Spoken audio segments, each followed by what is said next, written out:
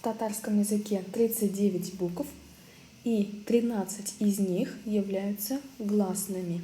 Гласные буквы передают гласные звуки, которые подразделяются на две группы: твердые гласные и мягкие гласные. К твердым гласным мы относим гласные, которые обозначены красным цветом. Давайте запоминать будем так. Красное яблоко твердое, поэтому красным цветом обозначены твердые гласные. Желтый цвет показывает на то, что данный звук мягкий. Сыр желтого цвета, и он мягкий. Так и будем запоминать, что желтым цветом обозначены мягкие гласные. Некоторые гласные имеют пару. Например, твердое гласное «а» имеет мягкую пару «э». «О», «э». Твердое гласное «у» имеет мягкую пару «ы». «У», «ы». Твердое гласное «о» имеет мягкую пару «ы». «О», «ы».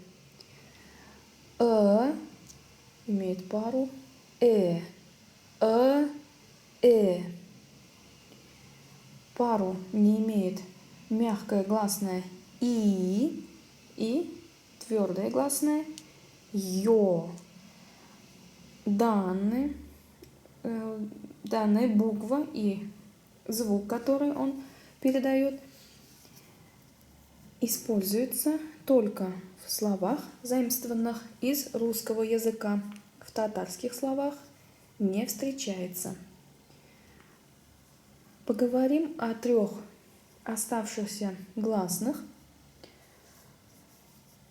«е», «ю» и «я», которые имеют как красный цвет, так и желтый. Это означает, что звук «е» может быть и твердым, и мягким. Если данная буква передает звук «е», то есть и краткую, и «я», то тогда этот звук читается твердо «е».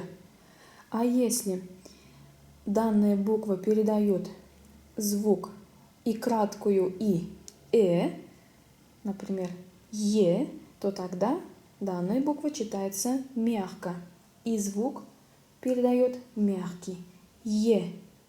Сравним «я», «е». Мягкий вариант.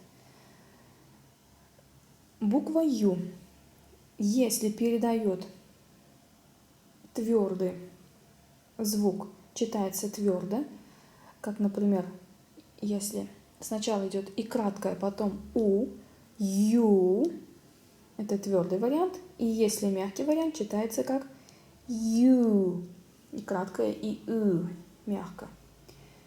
Буква «я» также передает 2 звука, твердый звук и мягкий звук. И краткое «и», «а» получается «я», и краткое «и», получается мягкий звук «е». Сравним «я», «е», «ю», «ю», «я», «е».